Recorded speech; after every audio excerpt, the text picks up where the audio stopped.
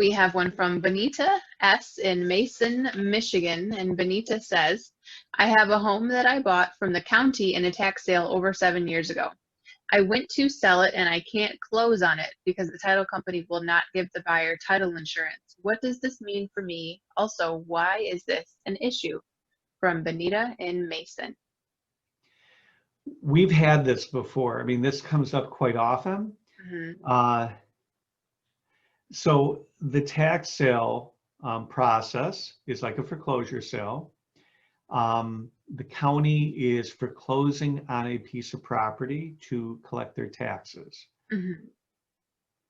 In the process, they have to notify everybody. The law requires that everybody who ever had an interest in that property, even if you're the former owner, if you have a relatable or reasonable interest in that property, it's determined by a title company that they hire. To be those people who have a interest, a real estate interest in the property, will be notified of that tax foreclosure. But the most important person that needs to be notified is the actual present homeowner. And the county has to go through a process called legal service. Okay, they have to serve and notify the homeowner that the property is in tax foreclosure and that their home's in jeopardy. Service is done or notice is provided through publication, which means it's put in the legal news, your county's legal news. There's a posting, which means that somebody comes out to the house and tapes the foreclosure notice on the door. There's also a mailing that goes to the homeowner. Everything possible that the county can do, the law requires that they take the necessary steps to notify the homeowner. Here's the thing. When you have hundreds and hundreds of people in foreclosure, tax foreclosure, even that process can be flawed. Somebody can make a mistake and notice may not be proper. If notice is not proper, somebody can come back and challenge the tax sale. So because of the history of just government and doing these, I mean, they foreclose out so many, and they do the best job that they can. Trust me, they're very thorough. They try to be very thorough, but things do slip through the cracks. And when they do, if there's a title insurance company that had insured that transaction, saying, you know, oh yeah, we know there's a tax sale out there, but we're going to give you title insurance anyways, that title insurance company opens themselves up to litigation. Yeah.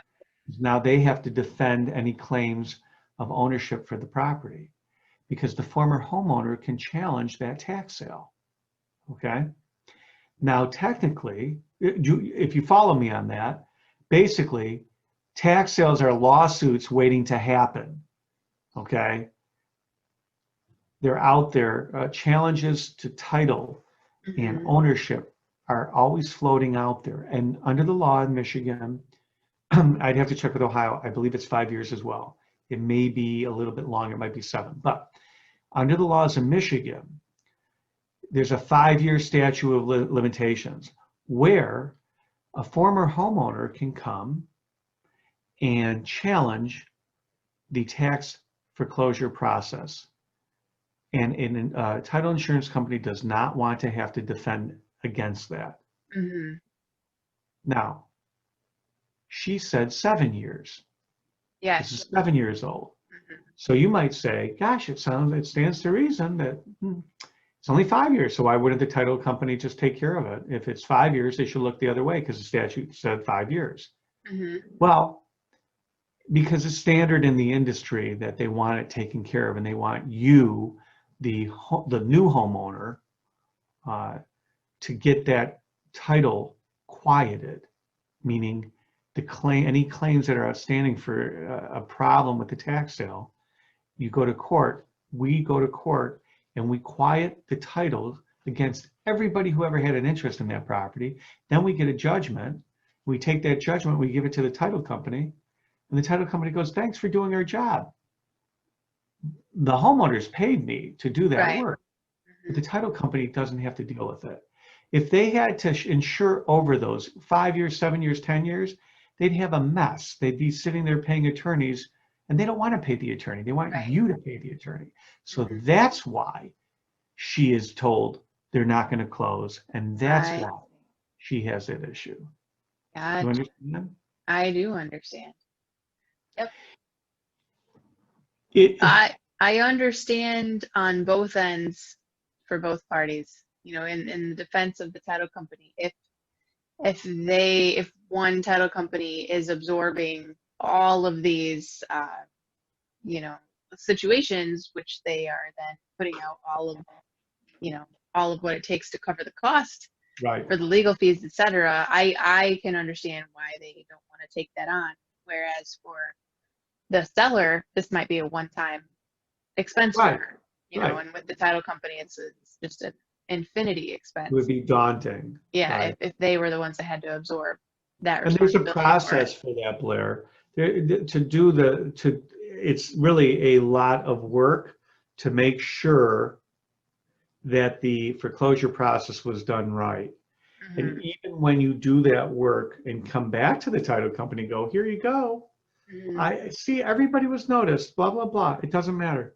Title company doesn't want to deal with it. Sure. So Yep. that's how it works. Understandable. Understandable. I'm going to timestamp this video. One day, years from now, I'll come back and I'll laugh at this statement. But tax sales, foreclosures, that's an avenue as an investor I have not gone down yet because there's so much red tape. There's so many, things that I don't understand. It's over my head. And so I just feel like it's out of my lane at this point in time. Right, And so and I'm that's not a fair even, statement. There's enough right now. There's enough. If you're watching and you're a real estate investor, whether you're new or you're seasoned, you know that there's enough out there. yes. And you There's don't have to enough go just there. really clean, transparent scenarios, Well, you transactions hope they're that I clean. can understand. I mean, Well, of course, they do everything life on the up and happens. up. Right. Exactly. But I just mean in general, this question of a tax sale and then 7 years later she wants to sell it and she can't. It's just like what's going through my head is like, and that's why I haven't looked into purchasing, tax deeds or liens or anything like that, is I just don't understand it. There's too much red tape. And they do pop up. I mean, Mm-hmm. even on clean deals, there's stuff that comes up. One Yep. title company may miss it. Another title, like an astute title underwriter, examiner looks and they go, hey, wait, what's this? I Mm-hmm. mean, it's all analysis. There's a lot of real estate is a lot of detail. You Yep. have to be very detail oriented and you've learned that in your own Mm-hmm. endeavors. There's so Yep. many I's to dot and T's to cross. And we work with checklists. Yep. When I do a transaction, I have legal checklists that I go through to make sure that things are done to keep it systematized, because we do so many different types of transactions, and that's one of them. Yeah. And so it's hard for the layperson to understand. And when you're a real estate investor, you get better at it. And unfortunately, the way most real estate investors get better at it is they have to live. Yeah. Fortunately, a stressful Mm-hmm. crisis.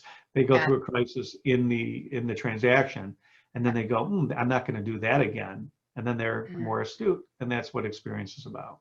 Yep. Yep. Exactly. Yep. Your buddy and mine, Mr. Dylan Tanaka, says, I've learned my best lessons from getting my legs blown off in this industry. So, yeah. I definitely heard him say that. Yeah. No. Stepping on landmines or whatever analogy he makes, but he's just like, I'm not going to step there again. So that's how you learn. Somebody almost on the same level as Dylan would be Albert Einstein, who once said, all knowledge is gained from experience. But I probably think I'd run that, run that by Dylan and see if he agrees with Mr. Einstein. So Exactly. We'll see his take on that one.